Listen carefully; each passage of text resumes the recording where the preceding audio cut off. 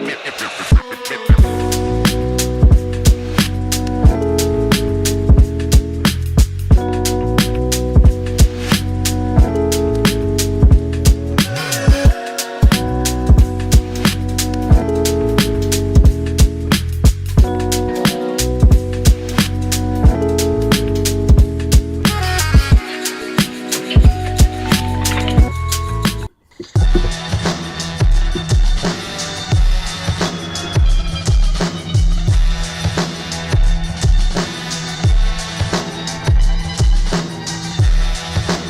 York, part number 2, and a short road trip that the Avs are trying to call a successful one. This is the DNVR Avalanche pregame show presented by Coors Light as the Avs are taking on the New York Islanders to hopefully kick things off, get going in the right direction. It's been a while since the Avs have won 2 hockey games in a row, so you'd like to see them get it done. Yes, sir. And I like your microphone. I think it looks great. And I love your LOC shirt. It looks good. I think he's going to have a good game. Yes, get back to winning 2 games in a row, right? We talk about don't lose 2 games in a row, but how about win 2 games in a row, right? You know what I mean? It's cool. Yeah. I'm looking forward to it. I do believe they're going to come out swinging and swinging off. It's on paper, and we've said this a lot this year, and the Avs have found ways to lose these games, but on paper, the Avs should be the better team over the New York Islanders.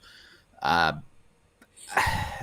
Islanders aren't where they want to be, but also it just feels like a team that had been a little bit stuck in the middle. Are they rebuilding? Are they trying to go for it? The East is very, very competitive, so it's hard to say anyone's out of it, even if the Islanders are near the bottom of that pile, but I don't think they're where they want to be. I'll put it to you that way. No, but if you look at it, and we talk about it on this show all the time about your 10-game run, right? Well, in the East, it's such a bunch of teams in the same peloton, right? And then all of a sudden they're 7-3 in their last 10, got themselves back in there a little bit. I mean, which will be hard, as you know, because there's so many teams in between, right? But I mean, it's a crucial part of their season, so. They've just been a weird team, right? You would have thought, this year would have maybe a little bit of a better season. It's just been struggling since the start. You know what I mean? It just seems like they'd win 1, lose 2, win 2, lose 1, win 3, lose 3, lose 4. You know what I mean? And it's like they've been really inconsistent. Sorokin did not have the best season at the start.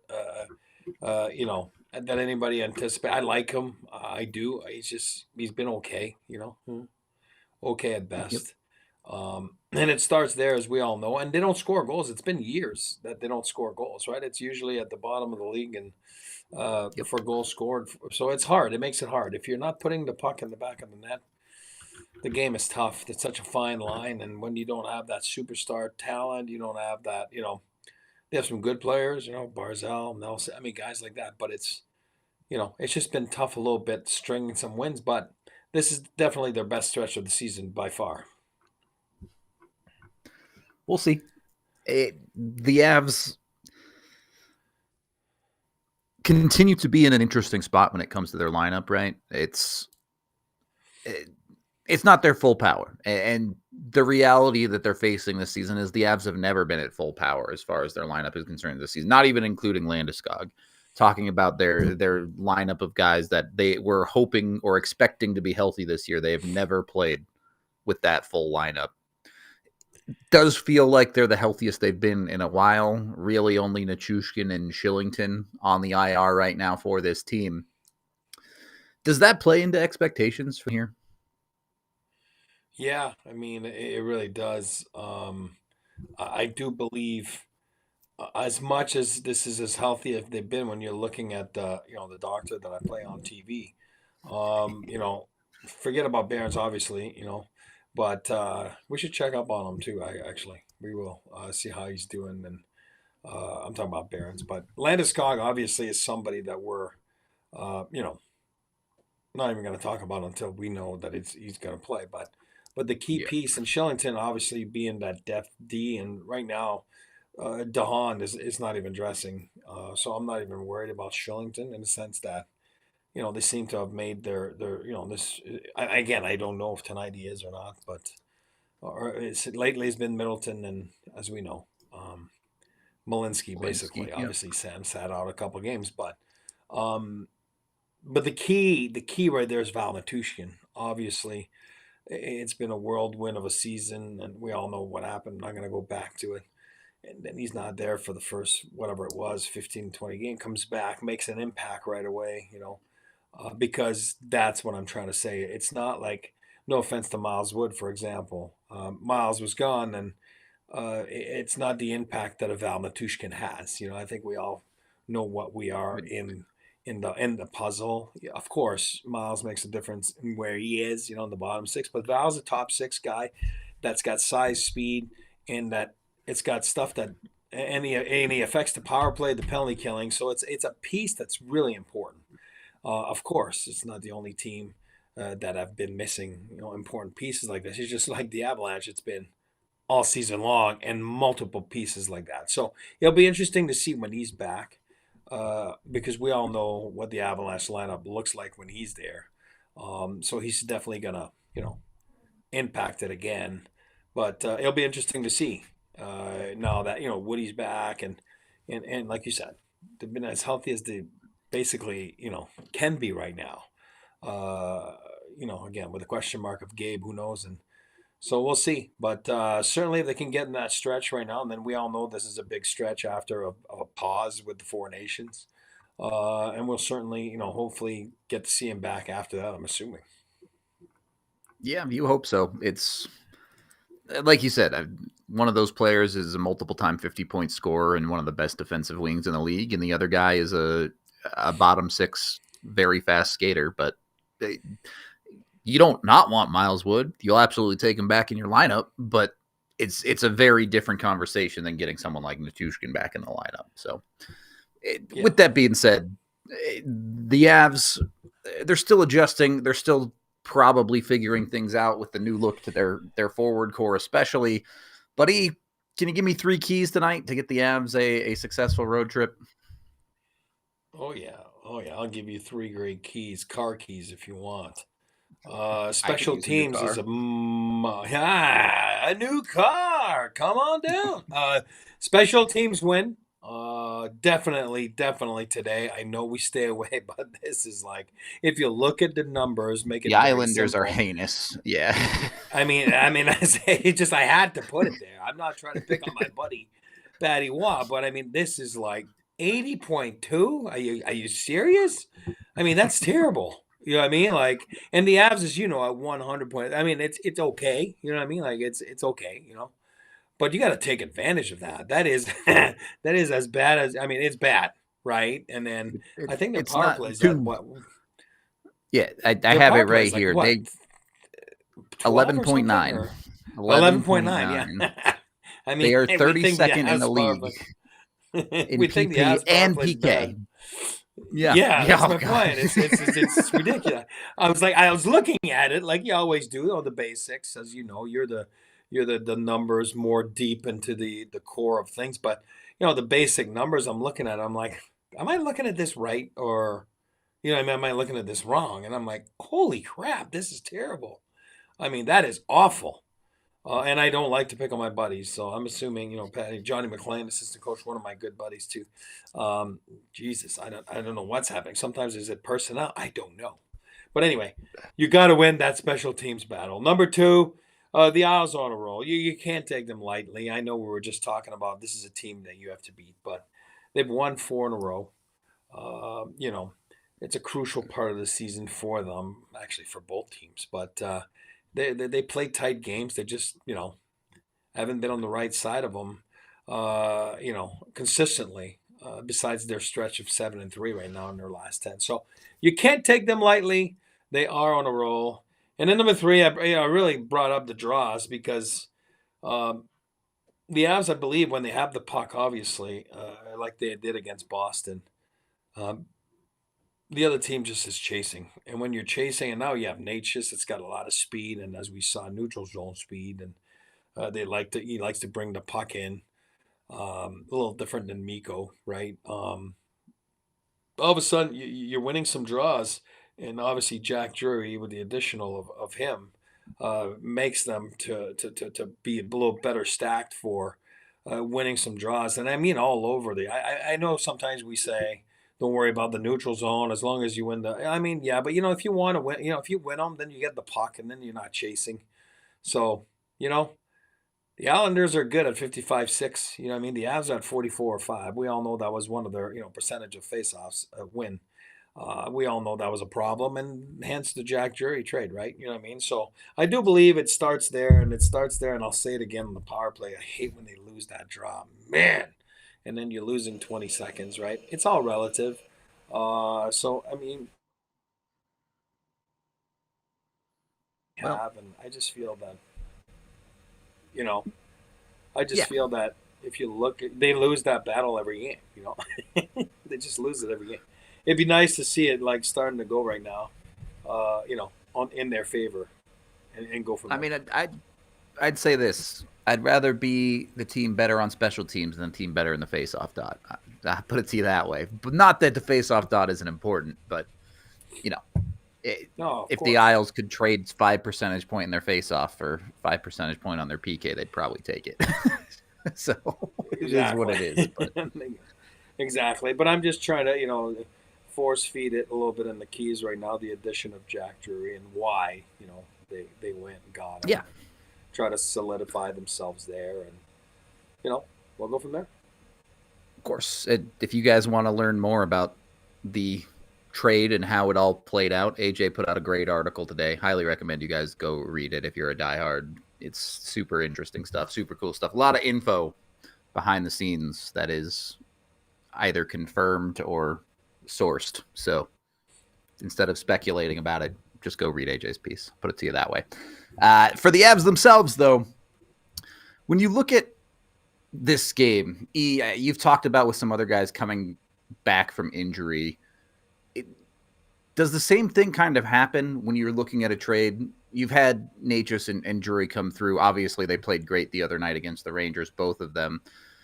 Can they keep that up? Can they continue to be impact players for the Avs, or do you kind of expect that little bit of a dip as they continue to adjust to the Avalanche and their systems? Yeah, I mean, as you know, it's the 3 and 4, right? That's for Yeah. anybody. I always reference like guys are at the hospital all night with their wife, for example, delivering a baby, and obviously the wife's doing all the work, but you're there and you're all night, and all of a sudden you sleep 1 hour and you go to the rink and you go play a game. You're on adrenaline, you know what I mean? Like because you just experience like birth, and it's unbelievable, and you're so ecstatic. Well, it's the same thing when you get traded in the sense that an adrenaline kicks in. You know what I mean? This is new. You're like, holy crap! What is going on? And it's nuts, and it's a whirlwind. And again, it sounds like Nature's, has a girlfriend or a fiance or whatever. I'm not sure about Jack. Again, I didn't really look into it, but all of a sudden you're uprooting people and lives, and it just kind of nuts. And then all of a sudden you're like, okay, I'm going to put everything on hold. We have 2 afternoon games. This is what I'm going to concentrate on. Then yesterday, you deal maybe with a couple different things, and a little bit of, you know, whatever. I mean, is it Sure. the moving company, whatever it is, and then all of a sudden, you got to go play a game, and it is a 3 and 4 in 4 nights for the Avalanche. You know that I hate that worse than the Sega Babas, and you got to put everything aside and still be on the upswing because this is a crucial part of the season. And then you're going to get to Colorado. You have a day off, whatever it is. Then you get to acclimated a little bit. Then you get to practice, and which is really your first practice with the team, right? And then I don't want to hear about a morning skate. Morning skate's not a practice. And then you have a practice, and then it's the home fans, right? It's the home crowd. So it's again, it's the adrenaline, it's the excitement. So, but tonight it's that game where you got to show, for Jack, for example, he scored, he got on the board, he made some good plays, he was noticeable. Marty Natchez was all over the ice, and you want to make sure that you just keep this up on a game by game basis, and it's just not one game, and then all of a sudden you don't see you for 3 games. So I think it's very important they keep that adrenaline, they keep that stuff going. And again, I'll say it again, it's a crucial part of the season for the Avalanche. Only a few games left before the break. and then lots of people get a break besides the guys going to Four Nations. But again, I can't emphasize how important those games are. So Enough. Let me ask you this, then, E. And obviously, look, especially when you're talking about someone like Necas and someone like McKinnon, those guys are so skilled they can play with anybody, right? It's not that hard for them to adjust. But when you talk about someone like Jack Drury, maybe someone a little bit down the lineup coming in and joining these ad systems, how much is it what you were just talking about, the player getting their life adjusted, getting used to the new systems, and how much is it the team and the guy, his line mates now in Colorado, how much do they have to adjust to him too? 100%. You're bang on. It's not, it's new for you, but it's new for the guys playing with you too. You know what I mean? Yeah.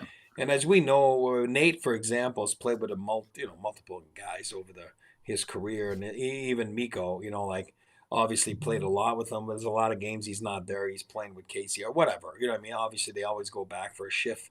When why wouldn't you? It was a great combo. It was a lethal combination for so many years. But again, just the fact that Natchez is a righty and Mikko was a lefty. It sounds stupid. It's a little thing. It's a massive thing. Just the way Natchez, skates through the neutral zone and gets going. It's a little different than the game Mikko plays, right? Um, all of a sudden, as we saw when he hit those posts, Natchez seems to be liking to go on that left side, Yeah. where Miko's more on the other side, right? I mean, it just, even from a car, for anybody, this is new playing with you guys, and so it's like, it's the same thing for Jack Drury and getting accustomed to the guys he's playing with and in the systems, and again, you look on the back end and you're like, who am I playing with? What's this guy about? How does he work? You have to learn the language of the team. You know what I mean?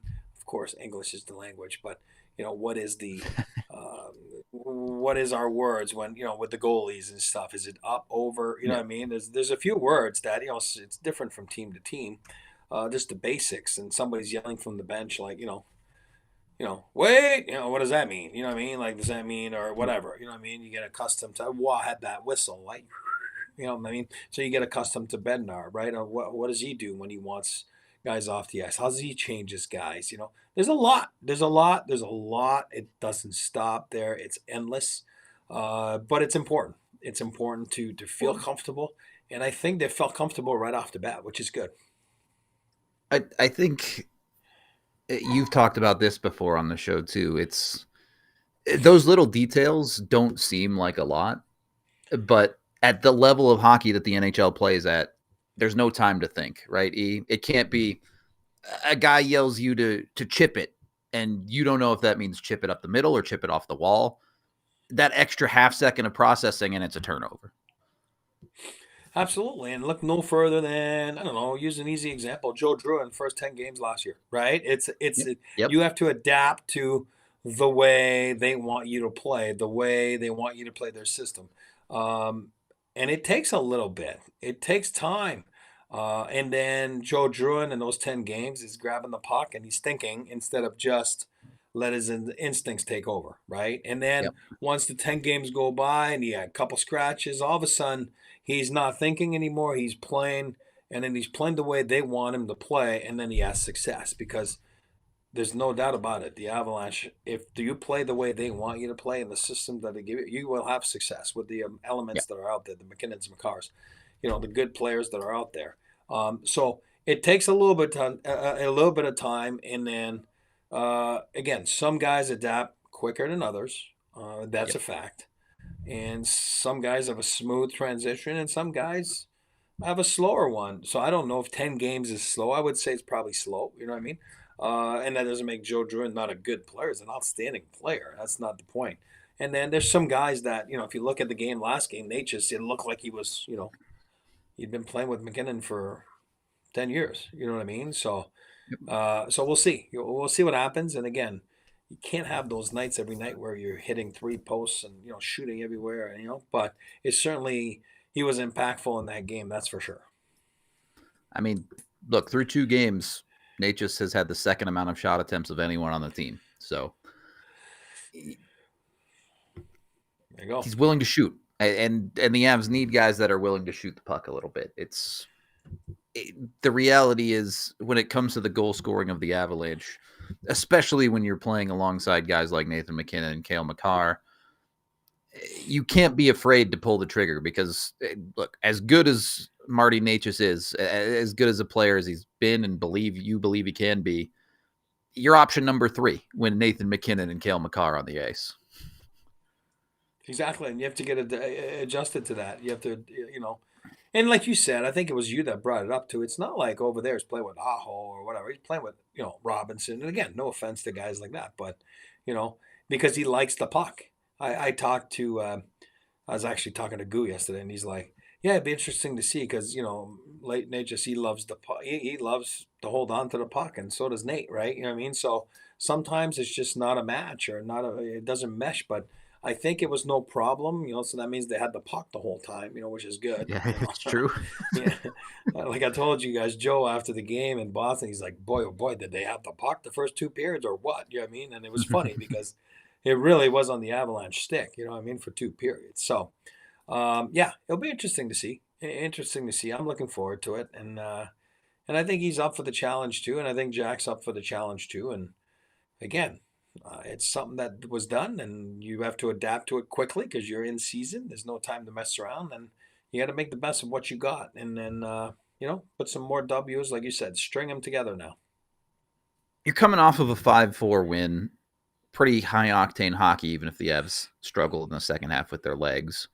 You expect some tired legs tonight with a 3-4, like you always talk about, but you also expect the Islanders to play let's call it a slower paced game here. How do you approach this if you're the Avs? Do you want to try and open this up? Do you want to try to crack that egg, or are you trying to grind out a 2-1, 3-1 type win tonight? No, I do believe you play your game, and then obviously you adapt to what's thrown at you because clearly they're the better skill team. But I think my word of the night is don't be stubborn. You know what I mean? And we've seen them the last month or so being Yeah. stubborn at times. When it's not there in the neutral zone, then it's an easy chip, right? You know what I mean? And you go get it. If it's there, take it. You know what I mean? I think they have to adapt quicker than some of those games where all of a sudden they were more stubborn with their game and then all of a sudden ran out of time in the third period to make that, that comeback, or you're chasing the game, or you didn't get that extra goal, or whatever it is, the reasons why they've had some trouble, like putting a second win together. So I think the word tonight is, stubbornness. Don't be stubborn, and then adapt to what's thrown at you. You all know what they are. I mean, the Islanders are going to play a tight game, and you have to go with what you have, and they're guys that maybe they'll be waiting for their opportunities, and just don't give it to them. You know what I mean? And don't give it to them, but also Yeah. play your game and don't try to be something you're not. I always say that, do what you do best out there. So if you're a skating team, then be yourself, be a skating team. And that doesn't mean that you can't be smart when all of a sudden they're clogging everything and you might have to get ugly a little bit, but while skating too, you don't become something you're not, you know what I mean? But just keep doing it and adapt to what's thrown at you. So let's talk about that a little bit. Blackwood, last 4 or 5 games, it's been 3 or more for him after a ridiculously good stretch of 2 or less to start. Is he just got to do it himself here? Got to work through this? And I'm not blaming him. Like, obviously, a lot of the goals, there's no control when the defense in front of him struggles. But you would like to see him get back to that 2 number. It feels like the Islanders should be a decent team to pull that off against. Do you need something to improve directly from him, or is this just get back to what you were doing type situation? No, I think it was just like kind of a ridiculous run. It was the same thing you were talking about, Yeah. Necas and Drury, right? At first Yeah, yeah. he gets excited, he comes in, he wants to make a difference, because he's so excited to be part of a team like this, coming from a dweller team. It totally changes the outcome of your season, of your career. It's a dream come true. Then you won a few games. Then, your agent calls you. He's like, hey, they're talking contract. You know what I mean? So then you sign the contract. Then you're on adrenaline. You want to show that you're worthy of what's given to you. And I think it's normal also as a team. You go on a 10-game run of 9-2, whatever it is, 11-game. And then I think you saw a little bit lately come back down to reality, peaks and valleys. And then you want to make sure that you just get back to peaking right now. You know what I mean? And again, like you said, no better way. I like this game, last game on a 5-4 win. You know what I mean? Like I do liked it when he had to make those saves at the end. He did. You don't like the numbers, obviously. No goalie would like those numbers, but at the end of the day, they care about the W's, and that's what he did. But you want to get back to, like you said, 2 and under. Let's go. And then if you do that, you have a sick chance of winning the game with the team you have in front of you. Haven't seen an official lineup yet for the Avs, but we do know it is Blackwood starting, so we've got that much. Alrighty, crystal ball time. Give me a score number. Give me a name. Well, I'm gonna keep riding the train right now. I'm gonna go Necas 2 goals, and I'm going. I think Azuri said it too. 4-0. I'm going 4-0. Bagel for Blackwood. I'm going a dose for my friend Marty Necas. I like it. That's what I'm going for. I like the double. I'm going a little bit less confident. I'm taking a 3-1, but I do think it will be relatively low scoring game. The Avs, I would like to see them getting back to getting those leads and locking games down like they were earlier in the season. Yes, I know they ultimately won the other night against the Rangers, but for the earlier part of December, they got a lead and the game was essentially over. So I would like to see something like that tonight. I'm going to take, I know I got the yellow C shirt on, but I'm not gonna go with that. I'm gonna go with Ross Colton. Good Colton call. has found himself knocked down the lineup a little bit. Maybe that skill can show off for him a little bit against some weaker competition. He should be a guy that can help the Avs depth right now a little bit more as they sort out what their lineup is going to look like with these new guys. So I'm going to take Colton as finishing one tonight. And then on top of all that, we have my pregame picks with Bet365, where it is, of course, never ordinary. You can jump in with Bet365 and the DNVR 365 code today. My picks pretty much follow the conversation that we have been having. I'm taking the Avs to cover, plus 190. Marty Necas power play point, plus 280. And he's on that top unit. So if the Avs can keep that power play working, that is some good money right there. Should maybe get on that bet. If you had to pick one, take that one.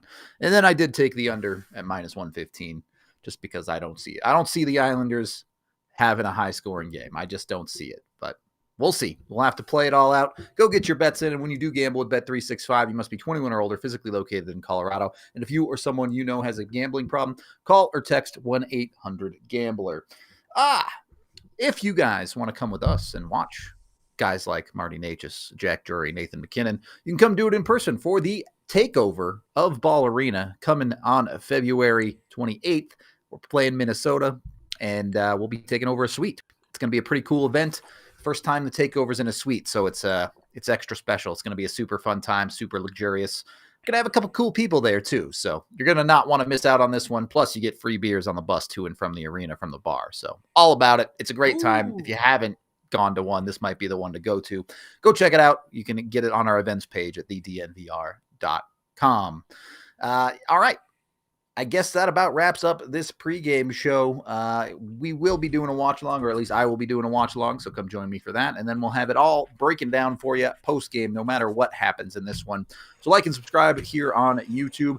We appreciate y'all. Again, if you can find time at intermission or something, go check out that AJ written piece on the Randon trade. It's really, really a good piece.